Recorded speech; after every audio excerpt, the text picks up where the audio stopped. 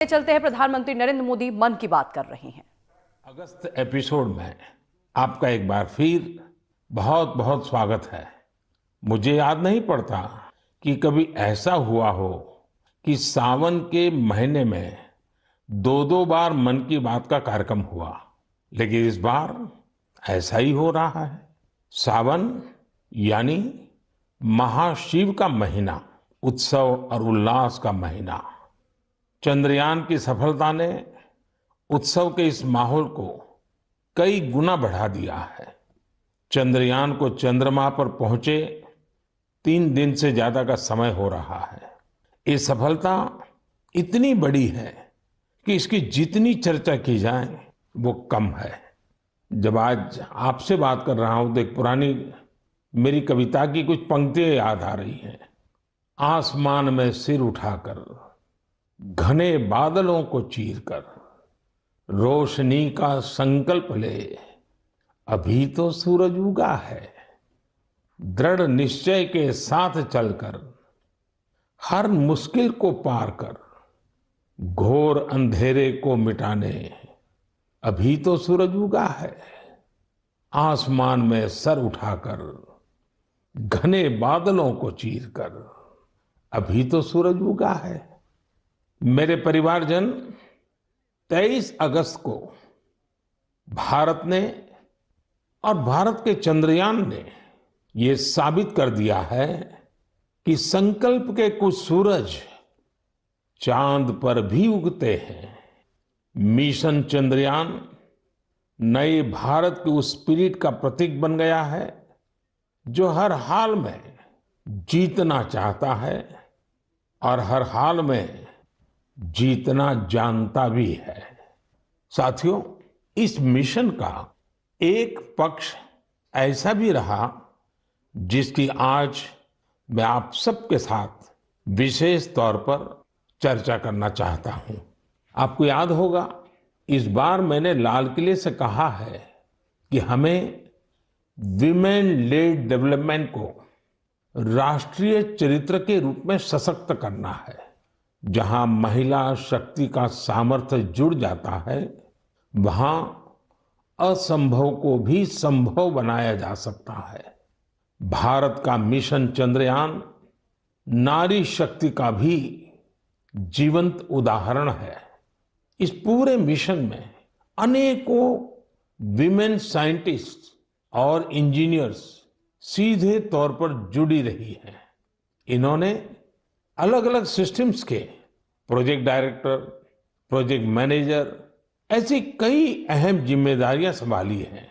भारत की बेटियां अब अनंत समझे जाने वाले अंतरिक्ष को भी चुनौती दे रही हैं। किसी देश की बेटियां जब इतनी आकांक्षी हो जाए तो उसे, उस देश को विकसित बनने से भला कौन रोक सकता है। साथियों, हमने इतनी ऊंची उड़ान इसलिए पूरी की है क्योंकि आज हमारे सपने भी बड़े हैं और हमारे प्रयास भी बड़े हैं। चंद्रयान 3 की सफलता में हमारे वैज्ञानिकों के साथ ही दूसरे सेक्टर्स की भी अहम भूमिका रही है। तमाम पार्ट्स और तकनीकी जरूरतों को पूरा करने में कितने ही देशवासियों ने योगदान दिया है। जब सबका प्रयास लगा तो सफलता भी मिली। यही चंद्रयान 3 की सबसे बड़ी सफलता है।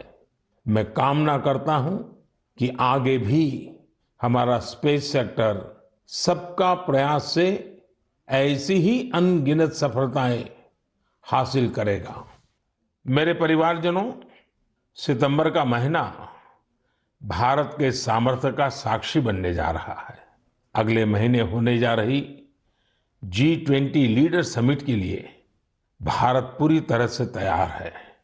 इस आयोजन में भाग लेने के लिए 40 देशों के राष्ट्राध्यक्ष और अनेक ग्लोबल ऑर्गेनाइजेशंस राजधानी दिल्ली आ रहे हैं। G20 समिट के इतिहास में ये अब तक की सबसे बड़ी भागीदारी होगी। अपनी प्रेसिडेंसी के दौरान भारत ने G20 को और ज्यादा इंक्लूसिव फोरम बनाया है।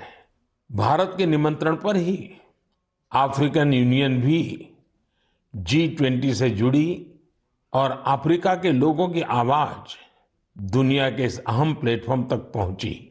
साथियों, पिछले साल बाली में भारत को G20 की अध्यक्षता मिलने के बाद से अब तक इतना कुछ हुआ है जो हमें गर्व से भर देता है। दिल्ली में बड़े बड़े कार्यक्रमों की परंपरा से हटकर हम इसे देश के अलग अलग शहरों में ले गए। देश के 60 शहरों में इससे जुड़ी करीब करीब 200 बैठकों का आयोजन किया गया। G20 डेलीगेट्स जहां भी गए वहां लोगों ने गर्मजोशी से उनका स्वागत किया। ये डेलीगेट्स हमारे देश की डायवर्सिटी देखकर, हमारी वाइब्रेंट डेमोक्रेसी देखकर बहुत ही प्रभावित हुए। उन्हें ये भी एहसास हुआ कि भारत में कितनी सारी संभावनाएं हैं। साथियों, G20 की हमारी प्रेसिडेंसी पीपल्स प्रेसिडेंसी है, जिसमें जन भागीदारी की भावना सबसे आगे है। G20 के जो 11 एंगेजमेंट ग्रुप्स थे, उनमें एकेडेमिया, सिविल सोसाइटी, युवा, महिलाएं, हमारे सांसद, एंटरप्रेन्योर्स और अर्बन एडमिनिस्ट्रेशन से जुड़े लोगों ने अहम भूमिका निभाई। इसे लेकर देश भर में जो आयोजन हो रहे हैं, उनसे किसी न किसी रूप से 1.5 करोड़ से अधिक लोग जुड़े हैं। जन भागीदारी की हमारी इस कोशिश में एक ही नहीं बल्कि दो विश्व रिकॉर्ड भी बन गए हैं। वाराणसी में हुई G20 क्विज में 800 स्कूलों के 1.25 लाख स्टूडेंट्स की भागीदारी एक नया विश्व रिकॉर्ड बन गया। वहीं लंबानी कारीगरों ने भी कमाल कर दिया। 450 कारीगरों ने करीब 1800 यूनिक पैचेज का आश्चर्यजनक कलेक्शन बनाकर अपने हुनर और क्राफ्ट्समैनशिप का परिचय दिया है। G20 में आए हर प्रतिनिधि हमारे देश की आर्टिस्टिक डाइवर्सिटी को देखकर भी बहुत हैरान हुए। ऐसा ही एक शानदार कार्यक्रम सूरत में आयोजित किया गया। वहां हुए साड़ी वॉकाथॉन में 15 राज्यों की 15,000 महिलाओं ने हिस्सा लिया।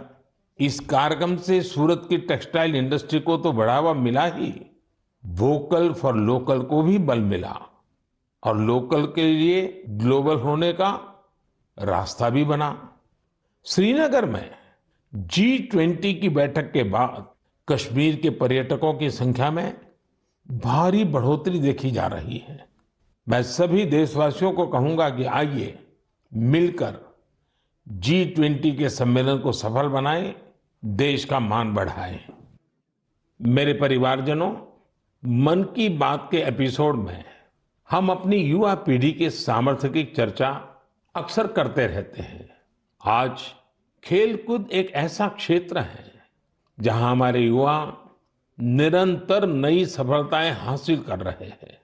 मैं आज मन की बात में एक ऐसे टूर्नामेंट की बात करूंगा जहां हाल ही में हमारे खिलाड़ियों ने देश का परचम लहराया है। कुछ ही दिनों पहले चीन में वर्ल्ड यूनिवर्सिटी गेम्स हुए थे। इन खेलों में इस बार भारत की बेस्ट एवर परफॉर्मेंस रही है। हमारे खिलाड़ियों ने कुल 26 पदक जीते, जिनमें से 11 गोल्ड मेडल थे। आपको ये जानकर अच्छा लगेगा कि 1959 से लेकर अब तक जितने वर्ल्ड यूनिवर्सिटी गेम्स हुए हैं, उनमें जीते सभी मेडल्स को जोड़ दें तो भी ये संख्या 18 तक ही पहुंचती है।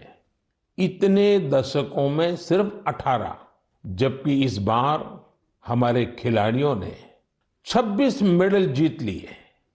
इसलिए वर्ल्ड यूनिवर्सिटी गेम्स में मेडल जीतने वाले कुछ युवा खिलाड़ी, विद्यार्थी इस समय फोन लाइन पर मेरे साथ जुड़े हुए हैं। मैं सबसे पहले इनके बारे में आपको बता दूं। यूपी की रहने वाली प्रगति ने आर्चरी में मेडल जीता है। असम के रहने वाले अमलान ने एथलेटिक्स में मेडल जीता है। यूपी की रहने वाली प्रियंका ने रेस वॉक में मेडल जीता है। महाराष्ट्र के रहने वाली अभिदन्या ने शूटिंग में मेडल जीता है। मेरे प्यारे युवा खिलाड़ियों, नमस्कार। नमस्ते सर। मुझे आपसे बात करके बहुत अच्छा लग रहा है। मैं सबसे पहले भारत की यूनिवर्सिटीज में से सिलेक्ट की गई टीम, आप लोगों ने जो भारत का नाम रोशन किया है, इसलिए मैं आप सबको बधाई देता हूं। आपने वर्ल्ड यूनिवर्सिटी गेम्स में अपने प्रदर्शन से हर देशवासी का सिर गर्व से ऊंचा कर दिया है। तो सबसे पहले तो मैं आपको बहुत बहुत बधाई देता हूं। प्रगति, मैं इस बातचीत की शुरुआत आपसे कर रहा हूं। आप सबसे पहले मुझे बताइए कि 2 मेडल जीतने के बाद आप जब यहाँ से गई तब ये सोचा था क्या, और इतना बड़ा विजय प्राप्त किया तो महसूस क्या हो रहा है? और बहुत प्राउड फील कर रही थी मैं। मुझे इतना अच्छा लग रहा था कि मैं अपने देश का झंडा इतना ऊंचा लहरा के आई हूँ कि एक बार तो ठीक है गोल्ड फाइट में पहुंचे थे, उसको लूज किया था तो रिग्रेट हो रहा था, पर दूसरी बार यही था दिमाग में कि अब कुछ हो जाए, ये इसको नीचे नहीं जाने देना है, इसको हर हाल में सबसे ऊंचा लहरा के ही आना है। जब हम फाइट को लास्ट में जीते थे तो वहीं पोडियम पे हम लोग ने बहुत अच्छे से सेलिब्रेट किया था। वो मोमेंट बहुत अच्छा था, इतना प्राउड फील हो रहा था कि मतलब हिसाब नहीं था उसका। प्रगति, आपको तो फिजिकली बहुत बड़े प्रॉब्लम आए थे, उसमें से आप उभर करके आई। ये अपने आप में देश के नौजवानों के लिए बड़ा इंस्पायरिंग है। क्या हुआ था आपको? 5 मई 2020 में मुझे सर ब्रेन हैमरेज हुआ था। मैं वेंटिलेटर पे थी। कुछ कंफर्मेशन नहीं थी कि मैं बचूंगी कि नहीं, और बची तो कैसे बचूंगी, बट इतना था कि हाँ, मुझे अंदर से हिम्मत थी कि मैंने जाना है, वापस ग्राउंड पर खड़े होना है, एरो चलाने। मेरे को मेरी जिंदगी बचाई है जो सबसे बड़ा हाथ भगवान का, उसके बाद डॉक्टर का, फिर आर्चरी का। हमारे साथ अम्लान भी है। अम्लान, जरा बताइए, आपकी एथलेटिक के प्रति इतनी ज्यादा रुचि कैसे डेवलप की? जी नमस्कार सर। नमस्कार, नमस्कार। सर, एथलेटिक्स के प्रति तो पहले उतनी रुचि नहीं थी, पहले हम फुटबॉल में थे ज़्यादा।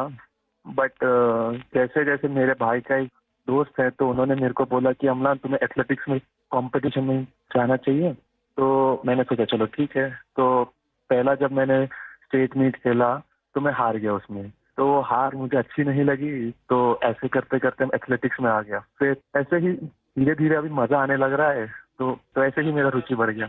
अम्लान, जरा बताइए, ज्यादातर प्रैक्टिस कहाँ की? ज्यादातर मैंने हैदराबाद में प्रैक्टिस की है, साई रेड्डी सर के अंडर। फिर उसके बाद में भुवनेश्वर में शिफ्ट हो गया, तो उधर से मेरा प्रोफेशनली स्टार्ट हुआ सर। अच्छा, हमारे साथ प्रियंका भी है। प्रियंका, आप 20 किलोमीटर रेस वॉक टीम का हिस्सा थी। सारा देश आज आपको सुन रहा है और वे इस स्पोर्ट्स के बारे में जानना चाहते हैं। आप ये बताइए कि इसके लिए किस तरह की स्किल की जरूरत होती है और आपकी कैरियर कहाँ कहाँ से कहाँ पहुंची? मेरे जैसे इवेंट में मतलब काफी टफ है, क्योंकि हमारे 5 जज खड़े होते हैं। अगर हम भाग भी लिए तो भी वो हमें निकाल देंगे, या फिर थोड़ा रोड से अगर हम उठ जाते हैं, जंप आ जाती है तो भी वो हमें निकाल देते हैं, या फिर हमने नी बैंड किया तो भी हमें निकाल देते हैं। और मेरे को तो वार्निंग भी 2 आ गई थी। उसके बाद मैंने अपनी स्पीड पे इतना कंट्रोल किया कि कहीं ना कहीं मुझे टीम मेडल तो एटलीस्ट यहाँ से जीतना ही है, क्योंकि हम देश के लिए यहाँ पे आए हैं और हमें खाली हाथ यहाँ से नहीं जाना है। और पिताजी, भाई वगैरह सब ठीक है? हाँ जी सर, सब बढ़िया। मैं तो सबको बताती हूँ कि आप मतलब इतना मोटिवेट करते हैं हम लोग को। सच में सर बहुत अच्छा लग रहा है, क्योंकि वर्ल्ड यूनिवर्सिटी जैसे खेल्स को इंडिया में इतना पूछा भी नहीं जाता, लेकिन अब इतना सपोर्ट मिल रहा है ना इस गेम में भी। मतलब हम ट्वीट भी देख रहे हैं कि हर कोई ट्वीट कर रहा है कि हमने इतने मेडल जीते हैं, तो काफी अच्छा लग रहा है कि ओलंपिक्स की तरह इसको भी इतना बढ़ावा मिल रहा है। चलिए प्रियंका, मेरी तरफ से बधाई है, आपने बड़ा नाम रोशन किया है। आइए हम अभिदन्या से बात करते हैं। नमस्ते सर। बताइए अपने विषय में। सर, मैं प्रॉपर कोल्हापुर महाराष्ट्र से हूँ। मैं शूटिंग में 25 मीटर स्पोर्ट्स पिस्टल और 10 मीटर एयर पिस्टल दोनों इवेंट करती हूँ। मेरे माता पिता दोनों एक हाई स्कूल टीचर है, तो मैंने 2015 में शूटिंग स्टार्ट किया। जब मैंने शूटिंग स्टार्ट किया तब उधर कोल्हापुर में उतनी फैसिलिटीज नहीं मिलती थी। बस से ट्रैवल करके पेट वडगांव से कोल्हापुर जाने के लिए 1.5 घंटा लगता है, तो वापस आने के लिए 1.5 घंटा और 4 घंटे की ट्रेनिंग। तो ऐसे 6-7 घंटे तो आने जाने में और ट्रेनिंग में जाते थे, तो मेरी स्कूल भी मिस होती थी।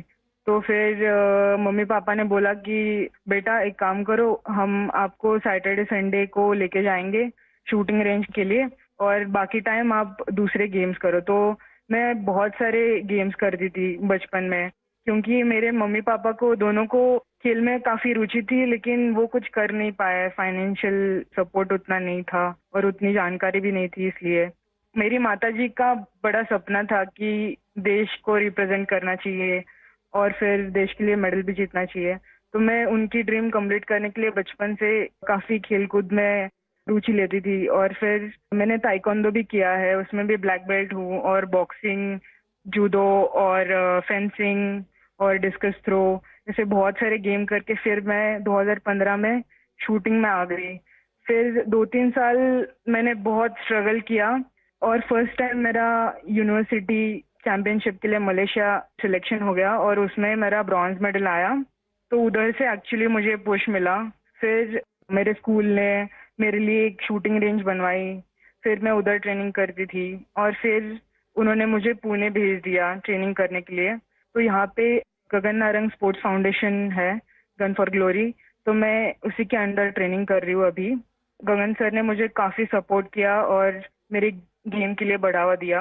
अच्छा, आप चारों में से कुछ कहना चाहते हो तो मैं सुनना चाहूंगा। प्रगति हो, अम्लान हो, प्रियंका हो, अभिदन्या हो, आप सब मेरे साथ जुड़े हुए हैं तो कुछ कहना चाहते हैं तो मैं जरूर सुनूंगा। सर मेरा एक सवाल है सर। जी। आपको सबसे अच्छा स्पोर्ट्स कौन सा लगता है सर? खेल की दुनिया में भारत को बहुत खिलना चाहिए और इसलिए मैं इन चीजों को बहुत बढ़ावा दे रहा हूं।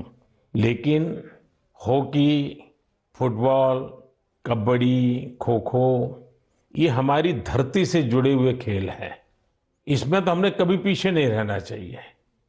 और मैं देख रहा हूं कि आर्चरी में हमारे लोग अच्छा कर रहे हैं, शूटिंग में अच्छा कर रहे हैं। और दूसरा मैं देख रहा हूं कि हमारे यूथ में और इवन परिवारों में भी खेल के प्रति अब पहले जो भाव था वो नहीं है। पहले तो बच्चा खेलने जाता था रोकते थे, अब बहुत बड़ा वक्त बदला है और आप लोगों ने जो सक्सेस लेते आ रहे हैं ना, वो सभी परिवारों को मोटिवेट करती है। हर खेल में जहां भी हमारे बच्चे जा रहे हैं कुछ न कुछ देश के लिए करके आते हैं और ये खबरें आज देश में प्रमुखता से दिखाई भी जाती हैं, बताई जाती हैं और स्कूल कॉलेज में चर्चा में भी रहती है। चलिए, मुझे बहुत अच्छा लगा। मेरी तरफ से आप सबको बहुत बहुत बधाई, बहुत शुभकामनाएं। बहुत बहुत धन्यवाद। धन्यवाद सर। धन्यवाद जी, नमस्कार। मेरे परिवारजनों, इस बार 15 अगस्त के दौरान देश ने सबका प्रयास का सामर्थ्य देखा। सभी देशवासियों के प्रयास ने हर घर तिरंगा अभियान को वास्तव में हर मन तिरंगा अभियान बना दिया। इस अभियान के दौरान कई रिकॉर्ड भी बने। देशवासियों ने करोड़ों की संख्या में तिरंगे खरीदे। 1.5 लाख पोस्ट ऑफिसेस के जरिए करीब 1.5 करोड़ तिरंगे बेचे गए। इससे हमारे कामगारों की, बुनकरों की और खासकर महिलाओं की सैकड़ों करोड़ रुपए का आय भी हुई है। तिरंगे के साथ सेल्फी पोस्ट करने में भी इस बार देशवासियों ने नया रिकॉर्ड बना दिया। पिछले साल 15 अगस्त तक करीब 5 करोड़ देशवासियों ने तिरंगे के साथ सेल्फी पोस्ट की थी। इस साल ये संख्या 10 करोड़ को भी पार कर गई। साथियों, इस समय देश में मेरी माटी मेरा देश, देशभक्ति की भावना को उजागर करने वाला अभियान जोरों पर है। सितंबर के महीने में देश के गांव-गांव में हर घर से मिट्टी जमा करने का अभियान चलेगा। देश की पवित्र मिट्टी हजारों अमृत कलश में जमा की जाएगी। अक्टूबर के अंत में हजारों अमृत कलश यात्रा के साथ देश की राजधानी दिल्ली पहुंचेंगे। इस मिट्टी से ही दिल्ली में अमृत वाटिका का निर्माण होगा। मुझे विश्वास है हर देशवासी का प्रयास इस अभियान को भी सफल बनाएगा। मेरे परिवारजनों, इस बार मुझे कई पत्र संस्कृत भाषा में मिले हैं। इसकी वजह यह है कि सावन मास की पूर्णिमा इस तिथि को विश्व संस्कृत दिवस मनाया जाता है। सर्वेभ्यः विश्व संस्कृत दिवसस्य हार्दिक शुभकामनाः। आप सभी को विश्व संस्कृत दिवस की बहुत बहुत बधाई। हम सब जानते हैं कि संस्कृत दुनिया की सबसे प्राचीन भाषाओं में से एक है। इसे कई आधुनिक भाषाओं की जननी भी कहा जाता है। संस्कृत अपनी प्राचीनता के साथ साथ अपनी वैज्ञानिकता और व्याकरण के लिए भी जानी जाती है। भारत का कितना ही प्राचीन ज्ञान हजारों वर्षों तक संस्कृत भाषा में ही संरक्षित किया गया है। योग, आयुर्वेद और फिलॉसफी जैसे विषयों पर रिसर्च करने वाले लोग अब ज्यादा से ज्यादा संस्कृत सीख रहे हैं। कई संस्थान भी इस दिशा में बहुत अच्छा काम कर रहे हैं, जैसे कि Sanskrit promotion foundation, Sanskrit for योग, संस्कृत फॉर आयुर्वेद और संस्कृत फॉर बुद्धिज्म जैसे कई कोर्सेज करवाता है।